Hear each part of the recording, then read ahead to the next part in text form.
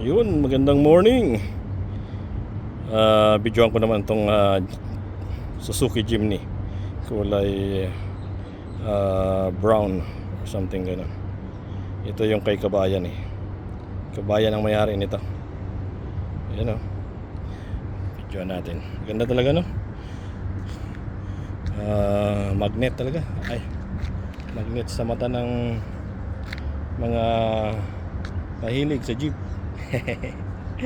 Yan o, ganda. Nagmamaneho daw nito yung asawa niya ang sa babae. Yan. Ganda ng Jimny. Suzuki Jimny. Ano? Suzuki Jimny. Yan. Bago yan eh. Ang ganda talaga ng Jimny. Jimny all grips. Yan. Ganda oh. Yung likod. Medyo contrast lang yung liwanag ng araw. Pero nakikita nyo pa rin naman siguro. Galing sa Dubai. Sa Dubai ito pala nirehistro.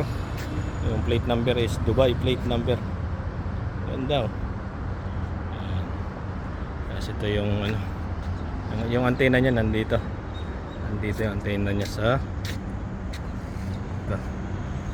Yan, gandang setupan. Lagyan ng base radio, portable walkie-talkie radio or base radio. Ayan, ganda. Ang ganda rin pala ng steering wheels niya. Kita ko dito sa ano, medyo madilim lang. Hindi nyo makita pero ang ganda ng steering wheels niya. Kulay, may kulay din na ganito. Ayan o. Ayos, ang ganda. So, sinong mahilig sa Jimny? Naka-register pala to sa ano, yung plate number niya nasa Dubai plate number. Ayan, 87921. Ayan, napaka simple lang ng mukha. Pero astig.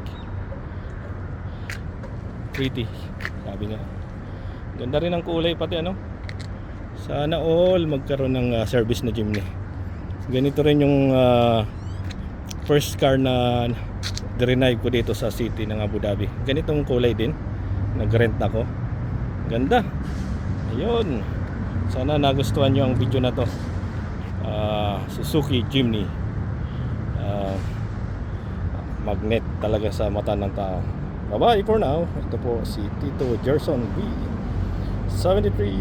Bye.